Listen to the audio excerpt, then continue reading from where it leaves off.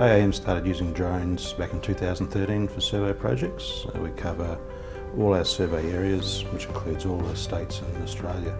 We provide various services using drones, whether it's for surveying, mapping or asset inspection. We've got drones for all the purposes. We have clients from different industries such as architecture, mining, forestry, power line and more. We love using drones where the benefits to our clients include the ability to fly at lower heights so we get below the weather. We can provide very accurate GSDs, around 1 centimetre, with appropriate ground control, and the lower costs compared to manned aircraft operation.